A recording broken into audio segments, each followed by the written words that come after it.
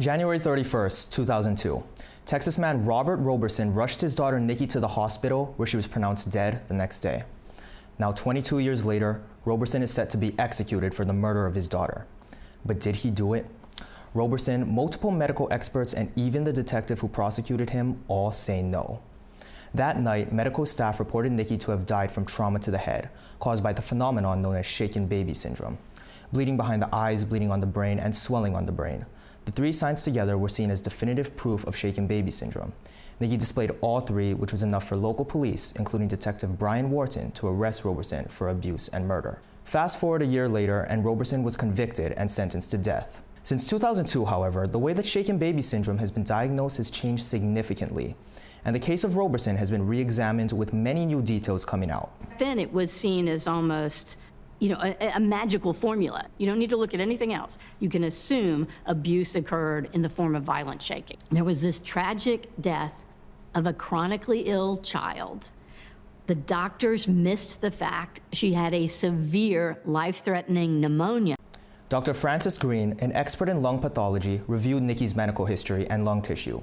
He concluded that Nikki was experiencing a severe case of pneumonia.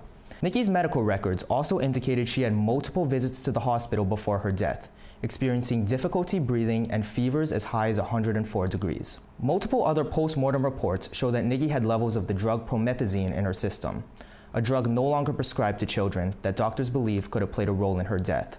With all these new details, many people, including Detective Wharton, are advocating for Roberson's freedom and to save his life. They were frantically working on this child, trying to figure out what was going on with her, and somewhere in there, shaken baby came into the vernacular. We did not look into her medical history, and so it's my responsibility to help give him a voice, to help him be heard. If we can't save someone like Robert, who is so clearly innocent, then truly we're lost. More than 13,000 people have signed a petition calling for Roberson's execution to be stopped.